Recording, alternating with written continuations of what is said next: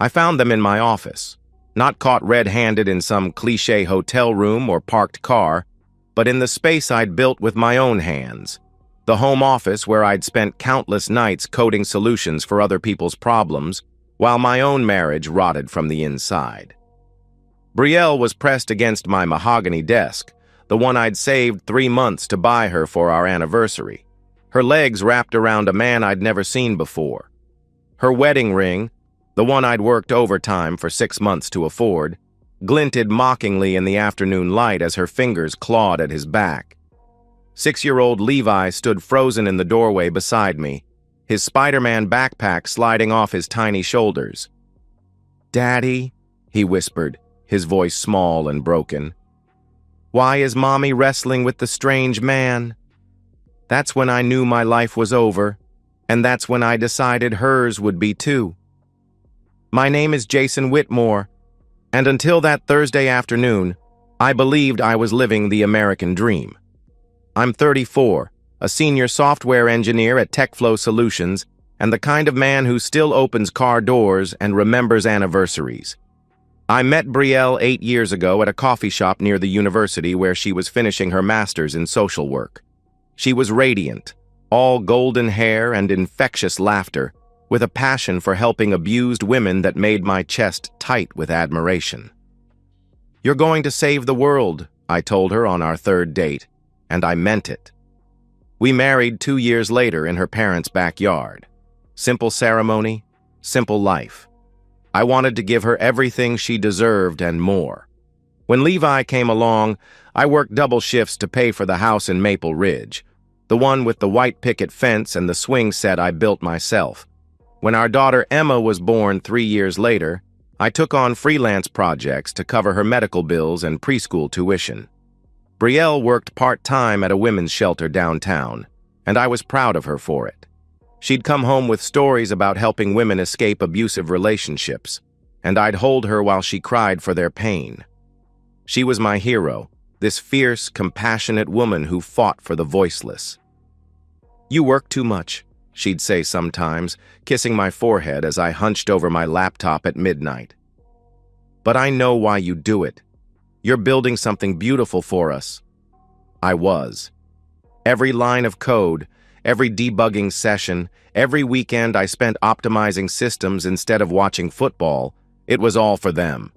For the vacation fund, for Levi's college savings, for the life I wanted to give my family. Brielle understood that. She was my partner, my anchor, my reason for everything. Or so I thought. The man I caught her with that day? His name was Miles Thatcher, and I learned later that he was the executive director of the nonprofit where Brielle had started volunteering 6 months earlier. Married, father of 2, pillar of the community, the kind of man who gave speeches about family values at charity galas while screwing other men's wives in their home offices. But I'm getting ahead of myself. The betrayal didn't start that Thursday afternoon. It had been building for months, brick by poisonous brick, while I was too blind to see the foundation crumbling beneath my feet. Looking back, I can trace the first crack to about 8 months before I found them together. It started with small things. Things so subtle I dismissed them as stress or postpartum adjustment, even though Emma was already 3. Brielle began picking fights about my work schedule. Not reasonable conversations about work-life balance, but venomous attacks disguised as concern. "You're obsessed with that computer," she'd hiss when I worked late on a project that would net us an extra $2,000. "The kids barely know you exist." When I tried to explain that I was doing it for them, for our future, she'd roll her eyes and walk away. "That's what every absent father says, Jason. You're becoming a stranger in your own home." The accusations escalated. I was emotionally unavailable. I was using work to avoid intimacy. I was setting a terrible example for the children. She said these things in front of Levi and Emma, her voice dripping with disappointment that made my chest ache with guilt. "Maybe you should talk to someone," she suggested one evening after a particularly brutal argument about me missing Emma's dance recital for a client emergency. "You have issues with control." and obsession. I actually considered it. I made an appointment with a therapist and spent 3 sessions wondering if I was the problem. Dr. Martinez was kind, but ultimately useless. She kept asking about my childhood and my relationship with my father, when all I wanted to know was why my wife looked at me like I was a stranger. Meanwhile, Brielle started going out more. Girls' nights that stretched until 2 in the morning. Volunteer meetings that required overnight trips to team-building retreats. She'd come home smelling like wine and guilt, her lipstick slightly smudged, her phone clutched protectively in her hand. "How was your night?" I'd ask. "Fine," she'd snap. "God, Jason, can't a woman have friends without getting the 3rd degree? You're so paranoid." The gaslighting was surgical in its precision. When I found receipts for expensive dinners I hadn't attended, she accused me of snooping and not trusting her. When I pointed out she'd been staying out later and later, she said I was keeping tabs like some kind of stalker. When I asked why she seemed so distant, so cold, she turned it back on me. "Maybe if you were present, really present, instead of buried in your work, we'd have something to talk about." She recruited allies. Her sister called me one Sunday to check in about how I was handling things. "Brielle's worried about you," she said, her voice saccharine with fake concern. "She says you've been different lately, controlling, angry." I wasn't angry. I was confused, hurt, desperately trying to save a marriage I didn't understand was already dead. But Brielle was spinning a narrative. Poor Brielle, trapped with an obsessive, emotionally distant husband who cared more about his career than his family. The cruelest part? She used the children as weapons. "Daddy, why do you make Mommy cry?" Levi asked me one morning over breakfast. My blood went cold. "What do you mean, buddy?" "She cries when you're working. She says you don't love us anymore." I confronted her that night, and she denied it with wounded innocence that would have fooled a polygraph. "I would never say that to the children, Jason. God, what kind of monster do you think I am?" She started crying, real tears streaming down her face. "Is this what you think of me? That I'd poison our kids against their father?" I apologized. I held her while she sobbed about how hard it was to feel like a single mother, how lonely she was, how she just wanted her husband back. I promised to do better, work less, be more present. I canceled a lucrative contract and turned down a promotion that would have required travel. None of it mattered. The fights continued. The coldness deepened, and Brielle kept disappearing, piece by piece, into a life that didn't include me. 3 weeks before I found them together, she started mentioning Miles Thatcher. "Miles thinks we should apply for that housing grant," she'd say over dinner. "Miles has such innovative ideas about trauma-informed care. Miles invited me to present at the conference in Denver. Always Miles. Miles this, Miles that." When I asked about him, casually, just curious about her work, she got defensive. "He's my supervisor, Jason. Of course I talk about him. God, you're so suspicious of everything." But something in her eyes had changed when she said his name. A light I hadn't seen in months, maybe years. She was glowing in a way that made my stomach turn with recognition and dread. That's when I started paying attention. Really paying attention. I noticed she'd bought new lingerie, expensive pieces I'd never seen her wear for me. I noticed she'd started working out again, spending hours at the gym with a trainer she claimed was helping her regain confidence. I noticed she'd changed her phone password and started sleeping with it under her pillow. "You're being paranoid again," she said when I mentioned it. "Honestly, Jason, this jealousy is really unattractive. Maybe you should go back to Dr. Martinez." But paranoia implies irrationality, and there's nothing irrational about pattern recognition. I'm a software engineer. I debug problems for a living, and my marriage was riddled with bugs that all pointed to the same root cause. I just needed proof. The proof came from the most innocent source imaginable. My 6-year-old son's upset stomach. That Thursday started like any other. I kissed Brielle goodbye as she left for her all-day workshop on secondary trauma, watched her drive away in the Honda I'd bought her for her birthday. I dropped the kids at school and daycare, then headed to the office for what should have been a normal day of code reviews and client meetings. At 1:47 p.m., my phone buzzed. Text from Mrs. Peterson, our babysitter. Levi came home sick from school, fever and nausea. Should I take him to urgent care? I told her I'd leave work immediately, but she texted back, "It's okay, I can handle it, but he's asking for you. And Jason, there's something else. Can you call me?" The drive home took 17 minutes. 17 minutes of worst-case scenarios running through my head. Levi in the hospital, Emma hurt, some terrible accident.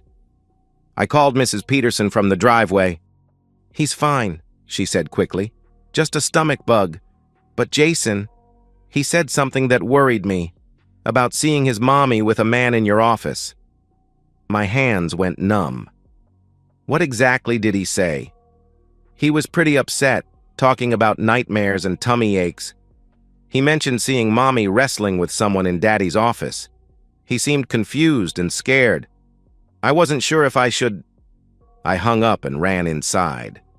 Levi was curled up on the couch with his favorite blanket, pale and small. When he saw me, he started crying. "Daddy, I had a bad dream about Mommy." I sat beside him, keeping my voice steady. "Tell me about it, buddy." "She was in your office with a strange man, and they were wrestling, but it didn't look like fun wrestling, and Mommy made sounds like when she stubs her toe, but different. And she wasn't wearing her shirt." My world tilted. "When did you see this, Levi? Was it really a dream?" He shook his head, tears streaming. "Tuesday. I came home because my tummy hurt, and Mrs. Peterson said I could get juice from the kitchen. But I heard noises from your office. The door was a little open and I saw them. The man had no shirt either, and Mommy was on your desk and—" "It's okay," I whispered, pulling him close. "You don't have to tell me anymore." But he couldn't stop. The words poured out of him. How he'd run back to Mrs. Peterson without saying anything. How he'd been having nightmares ever since. How his tummy hurt because he didn't understand what he'd seen, but knew it was wrong.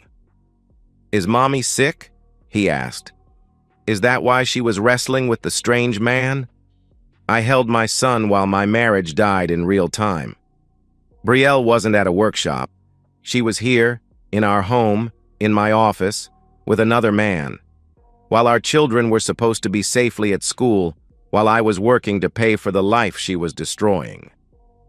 That night, after Brielle came home with stories about her enlightening day and breakthrough discussions with colleagues, I tucked Levi into bed and sat in the dark, staring at my wedding photo. The man in that picture, young, optimistic, so fucking naive, had believed in forever. He'd built his entire existence around the woman sleeping peacefully beside him, the woman who'd spent the afternoon screwing another man in the space where he worked to provide for their family. That man was gone. And in his place sat someone who understood that love without respect is just elaborate self-destruction. I wasn't going to confront her. I wasn't going to scream or break things or make ultimatums. Those were the actions of a man who still believed in salvaging something worth saving. Instead, I was going to do what I do best: solve problems, methodically, completely. With the precision of someone who understood that some bugs aren't worth fixing, they're worth documenting, isolating, and permanently removing from the system. Brielle had rewritten the rules of our marriage without telling me. Fine. But she'd made one critical error in her code. She'd underestimated the programmer. Friday morning, I woke up with the kind of clarity that comes after you've stopped fighting the inevitable. Brielle was showering, humming some song I didn't recognize, probably something Miles had introduced her to. I lay in bed listening to her casual happiness and felt something cold and surgical settle in my chest. I'm not an impulsive man. I don't make decisions in anger or act on emotion. I'm a systems architect. I see the big picture, identify the critical paths, and execute with precision. What I was planning wasn't revenge in the traditional sense. It was debugging. Brielle and Miles had introduced corruption into the system of my life, and I was going to remove that corruption completely. Step 1. Intelligence gathering. I'd spent 8 years in this house, upgrading and optimizing every piece of technology we owned. Smart thermostat, security cameras, wireless network, automated lighting. I'd built a connected home that could practically run itself. What Brielle didn't know was that every smart device was a potential surveillance tool, and I had administrative access to all of them. Over the weekend, while she took the kids to her mother's for their monthly visit, I went to work.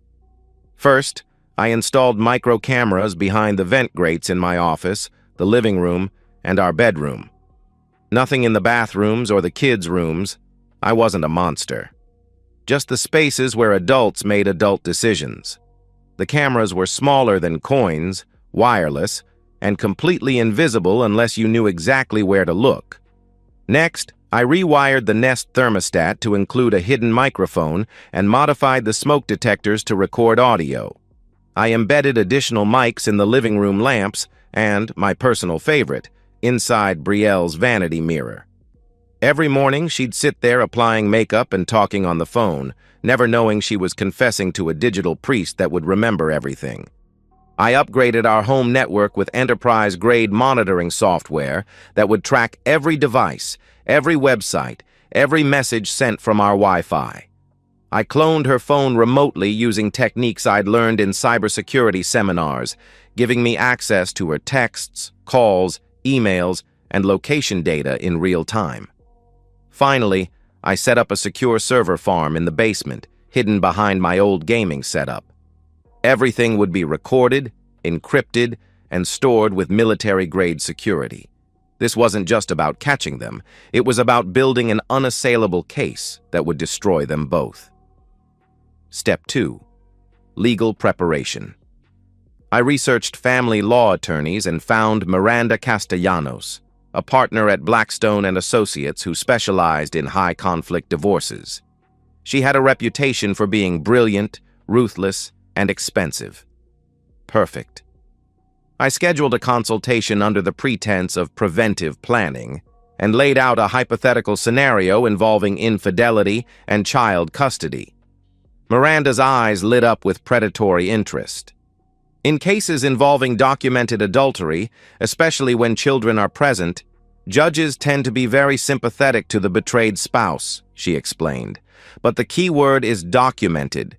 You need irrefutable proof, video evidence, electronic communications, patterns of deception that show a complete breakdown of trust and parental responsibility.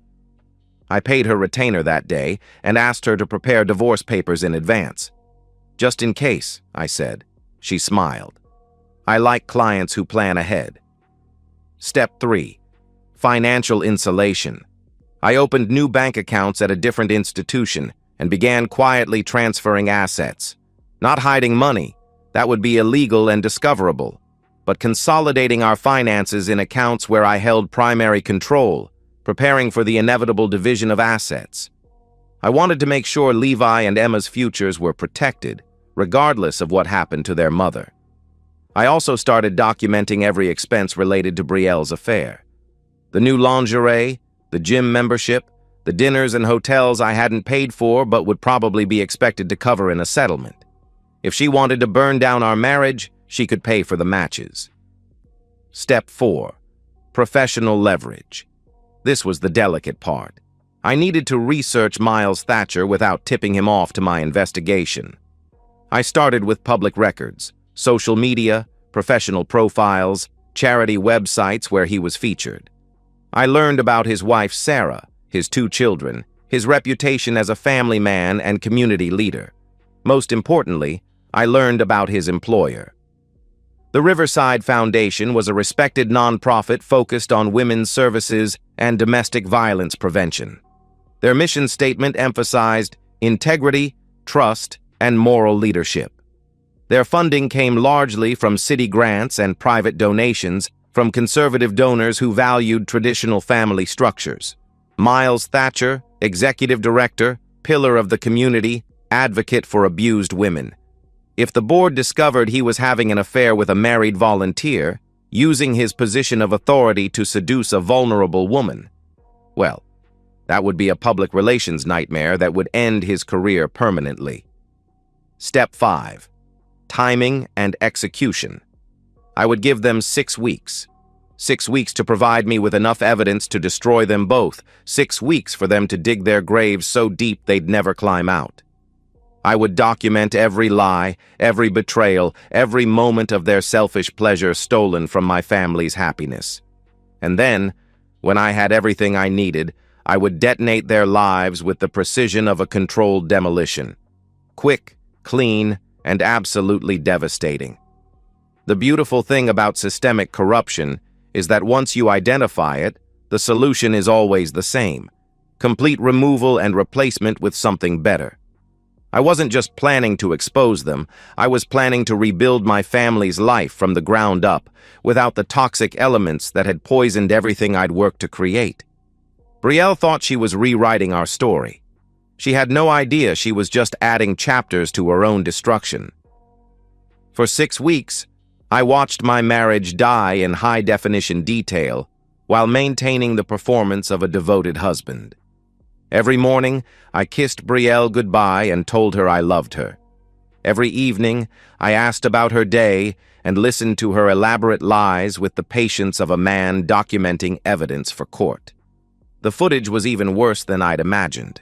Tuesday and Thursday afternoons became their regular schedule. Brielle would text me around noon. Stuck in a long meeting, might be late tonight, while she was actually racing home to meet Miles. I watched them stumble through my front door like teenagers, pawing at each other, knocking over picture frames of our family vacations as they made their way to my office. They used my desk, my couch, my fucking chair. The chair where I'd held Levi during his nightmares, where I'd rocked Emma to sleep as a baby. They defiled every space that mattered to me, and the cameras captured it all in crystal-clear detail. But the sex wasn't the worst part. The worst part was listening to them talk afterward. "He's so boring," Brielle said one Thursday, lying naked on my office couch while Miles traced circles on her stomach. "All he ever talks about is work and the kids. He has no passion, no spontaneity. Sometimes I wonder if he's even capable of real emotion." "You deserve so much better," Miles replied, and I could hear the practiced manipulation in his voice. "A woman like you, intelligent, passionate, beautiful, you shouldn't have to settle for some emotionally stunted workaholic." "I know, God, I know.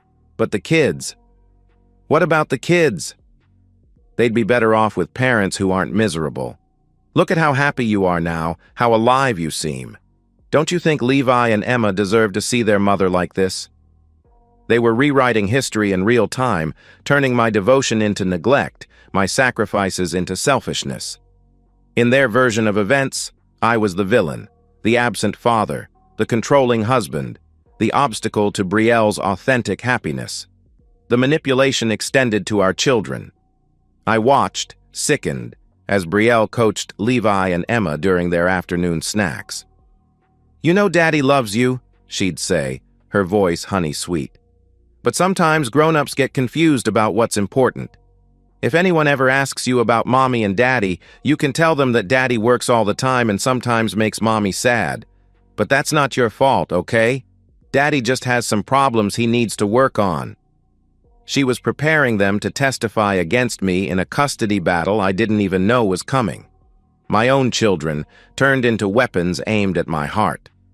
By week 4, I had enough evidence to destroy them both 10 times over. But I wanted to be thorough. I wanted them to feel so secure in their deception that the revelation would shatter them completely. I also started gathering intelligence on their future plans.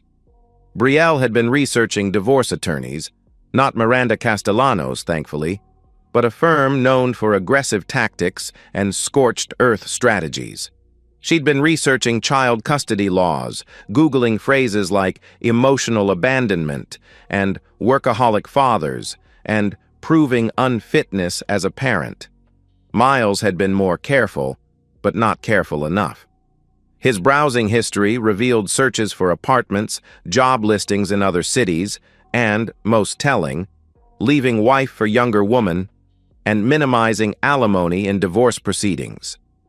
They were planning to destroy my life, take my children, and ride off into the sunset with my money funding their happiness. The sheer audacity of it was almost impressive. By week 6, I was ready. I started with the legal documentation. Miranda had prepared a comprehensive divorce filing citing adultery, emotional abuse, and parental alienation. The evidence package was 200 pages long, video clips with timestamps, transcribed conversations, financial records showing Brielle's deceptive spending, and screenshots of her internet searches revealing her premeditated plan to destroy me in court. The judge who reviewed the emergency custody petition didn't hesitate. Full temporary custody awarded to me, with Brielle's visitation restricted to supervised meetings pending a full investigation. But that was just the opening move. Phase 2. Professional destruction. I'd spent weeks crafting the perfect anonymous email to Sarah Thatcher, Miles's wife.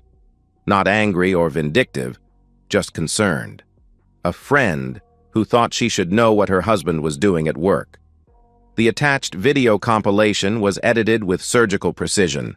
Miles and Brielle in compromising positions, audio of them mocking their respective spouses, timestamps showing the affair occurred during work hours when Miles was supposedly in important meetings.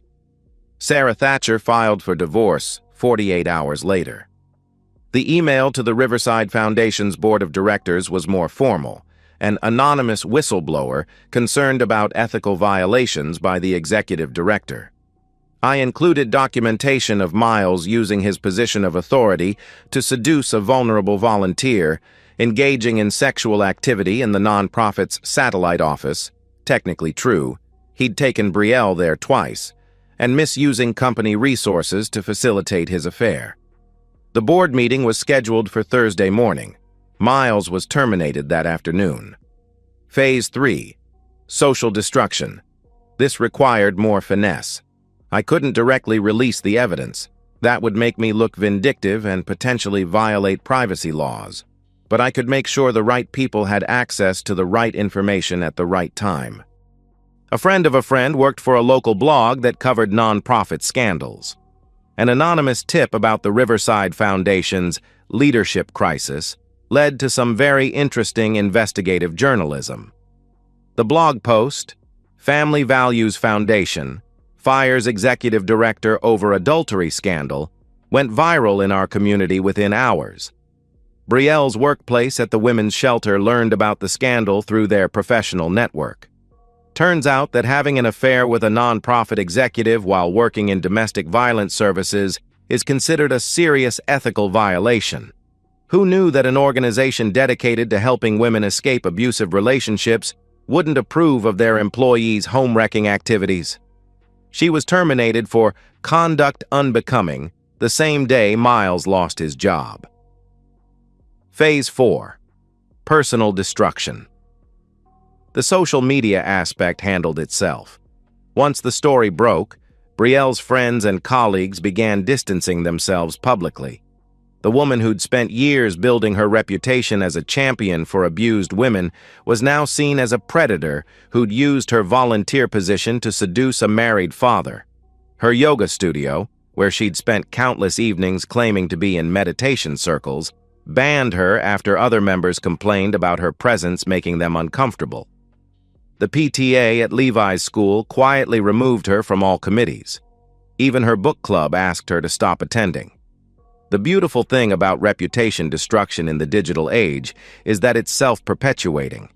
Once the narrative took hold, everyone wanted to distance themselves from the scandal. Brielle became socially radioactive overnight. Phase 5. The finale. On a Wednesday evening, exactly 7 weeks after I'd started documenting their affair, I came home from work to find Brielle in the kitchen making dinner like everything was normal. "How was your day?" she asked, not looking up from the stove. "Productive," I said. "How was yours?" She was about to answer when her phone buzzed with a call from her sister, then her mother, then her best friend. The news about Miles's firing and her own termination was spreading through her social network like wildfire. I watched her face crumble as she realized her world was collapsing in real time.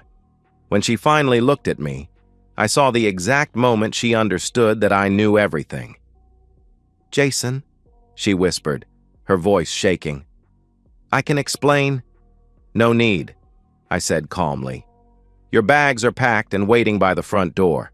The locks will be changed in an hour. Your copy of the divorce papers is with your belongings." She started crying then, not the manipulative tears she'd used to control me for months, but genuine panic as she realized the magnitude of her situation. No job, no marriage, no home, no reputation, and no custody of the children she'd tried to turn against me. "Where am I supposed to go?" she sobbed. "I believe your mother is expecting you," I replied. "She's agreed to let you stay temporarily, provided you follow her rules about bringing shame to the family name."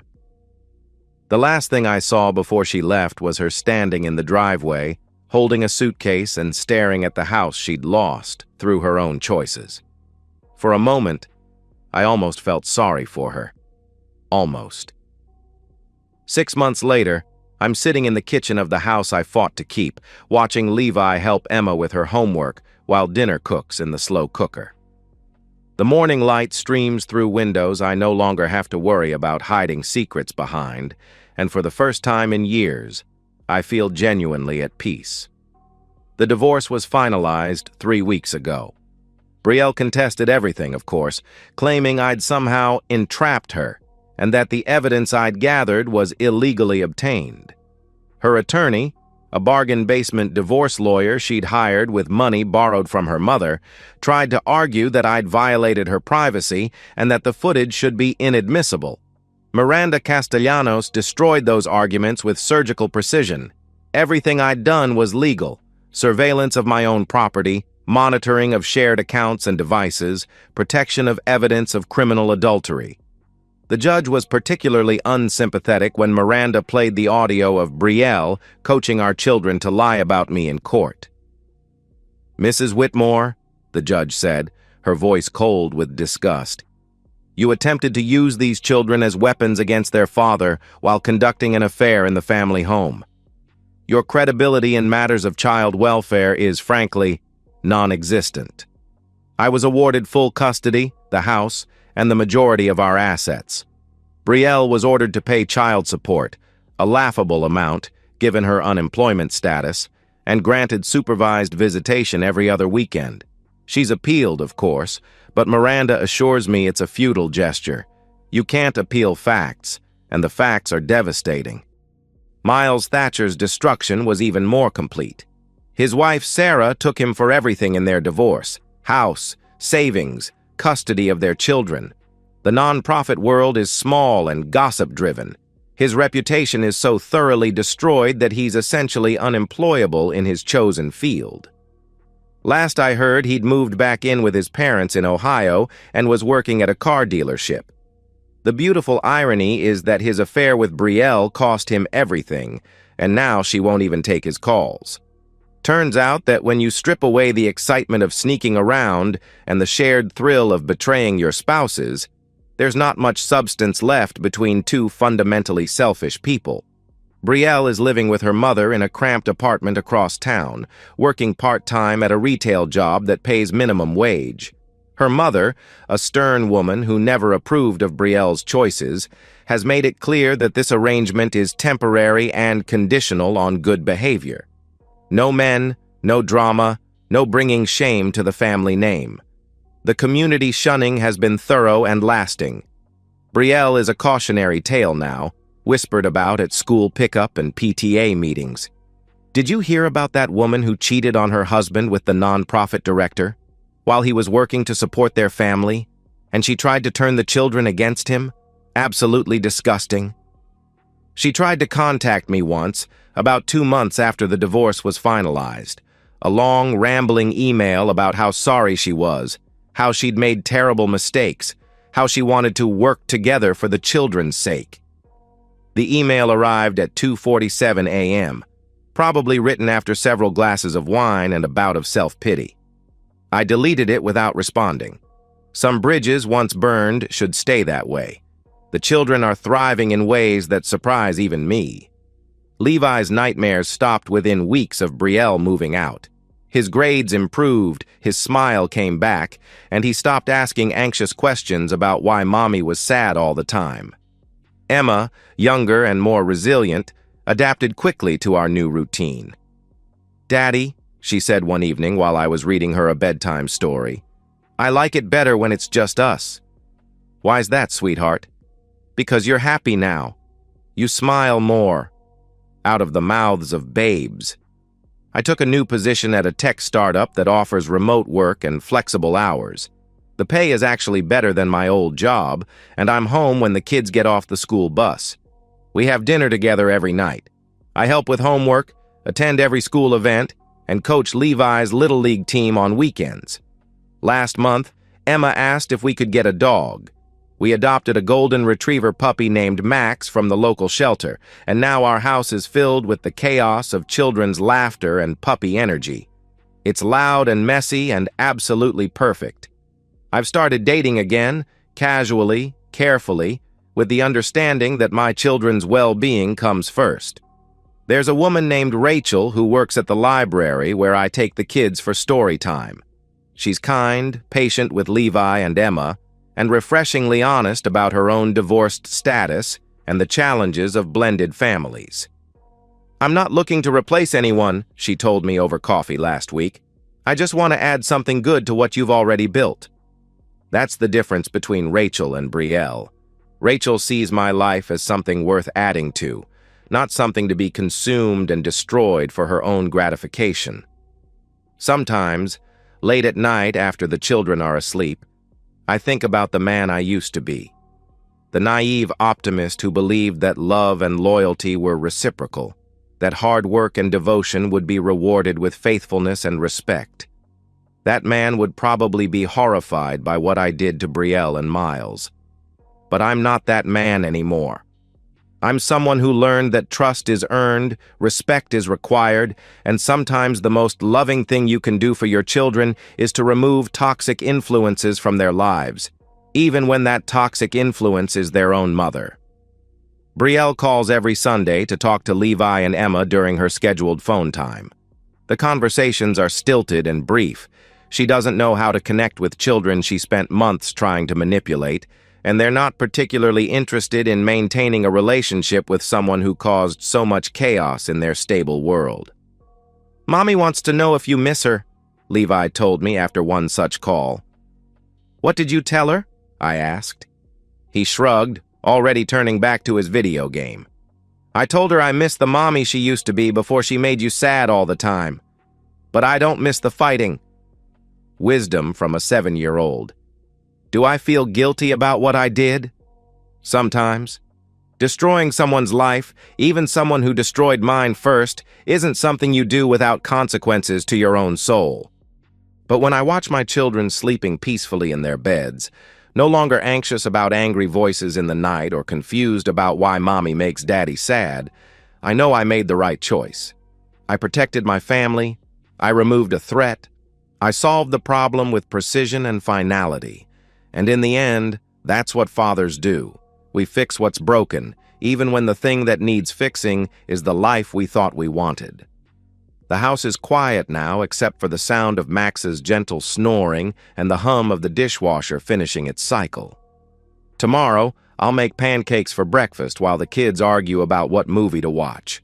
We'll go to the park, maybe visit the library, possibly stop by the hardware store to pick up supplies for the treehouse I promised to build in the backyard. It's a simple life, but it's an honest one. Built on truth instead of lies, respect instead of betrayal, love that protects instead of love that destroys. Brielle once accused me of being incapable of real emotion. She was wrong about that. like she was wrong about so many things. I'm capable of tremendous emotion, love that builds and protects, anger that motivates justice, and satisfaction that comes from solving problems permanently. The difference between me and her is that my emotions serve a purpose beyond my own immediate gratification. Every decision I made during those 6 weeks of surveillance and planning was calculated to protect my children's future and ensure that the people who betrayed us could never do it again. 3 weeks ago, I ran into Miles at the grocery store. He looked haggard, defeated, wearing clothes that had seen better days. When he saw me, he actually started to approach, probably to deliver some pathetic apology or attempt at explanation. I simply looked at him and shook my head once. He stopped mid-step, understanding immediately that we had nothing to discuss. His choices had consequences, and those consequences were permanent. There's no going back from the kind of destruction we visited upon ourselves. As I watched him slink away toward the clearance aisle, I felt no anger, no satisfaction, no residual pain. Just the calm certainty of a problem solved correctly. Last week, during one of her supervised visits, Brielle asked if I'd ever consider reconciliation for the children's sake. The court-appointed supervisor later told me that Brielle had spent most of the visit trying to manipulate Levi and Emma into asking me to let Mommy come home. The children, bless them, were having none of it. "We like our house how it is now," Emma told her matter-of-factly. "It's peaceful." Levi was even more direct. "Daddy doesn't cry anymore since you left, Mommy. Why would we want you to come back and make him sad again?" The supervisor noted that Brielle became visibly distressed by their responses and cut the visit short. Good. Let her confront the reality of what her choices cost. Not just my love and respect, but the unconditional adoration of the children she was so willing to use as pawns. That evening, as I tucked them into bed, Levi asked me a question that stopped me cold. "Daddy, did you know about Mommy and the strange man before I told you?" I sat on the edge of his bed, choosing my words carefully. "No, buddy. You were very brave to tell me what you saw. You helped Daddy understand what was really happening." "Good," he said, settling deeper into his pillow. "I didn't want you to be sad anymore." My son, barely 7 years old, had carried the weight of protecting me from a truth he couldn't fully understand. The rage I felt in that moment wasn't directed at Brielle's affair, but at her willingness to burden our children with adult secrets and emotional manipulation. She didn't just betray me. She betrayed them too, stealing their innocence and turning them into unwilling accomplices to her deception. But that rage was cold now, crystallized into something useful, an unshakable commitment to ensure my children never again have to carry the burden of an adult's selfish choices. Next month, I'm taking Levi and Emma to Disney World. Just the three of us, making new memories in a place designed for childhood joy and wonder. Brielle texted me about it last week, asking if she could join us as a family. I didn't dignify that with a response. We're not a family anymore. We never really were, I realize now. A family requires mutual respect, shared values, and commitment to something bigger than individual desires. What we had was a performance that I was giving alone while she auditioned for a different role entirely. My children and I? We're a family. Small but strong, honest but hopeful, built on a foundation that can't be shaken by someone else's betrayal because it's constructed from love that protects rather than love that consumes. Sometimes I wonder what would have happened if I'd confronted Brielle that first night, if I'd chosen anger over strategy, emotion over intellect. We might have gone to counseling, attempted reconciliation, tried to work things out for the children's sake. And I would have spent the rest of my life wondering when she'd betray me again, walking on eggshells around a woman who'd proven she was capable of devastating cruelty disguised as victimhood. Instead, I chose precision. I documented the truth, planned accordingly, and executed a solution that removed the problem permanently while protecting the innocent parties involved. Some might call it cold. I call it love. The kind of love that prioritizes long-term protection over short-term comfort. The kind of love that faces ugly truths instead of enabling beautiful lies. As I write this, Max is sleeping at my feet while I finish some work at the kitchen table. The same table where Brielle used to sit planning her deceptions while I planned our future. The irony isn't lost on me. Tomorrow is Saturday. Levi has a baseball game at 9. Emma has dance class at 11, and Rachel is coming over for dinner. We're grilling burgers and letting the kids stay up late to watch a movie. It's a simple life, but it's a real one. No hidden cameras necessary, no surveillance required, no lies to decode or betrayals to document. Just the steady rhythm of a family moving forward together, building something genuine on the ashes of something false. And when my children are older, when they ask me why their mother doesn't live with us anymore, I'll tell them the truth, that sometimes people forget how to love honestly, and when that happens, the people who still remember have to protect themselves and each other. I'll tell them that love isn't just a feeling. It's a choice you make every day to put the people you care about before your own immediate desires. Their mother forgot how to make that choice. I didn't.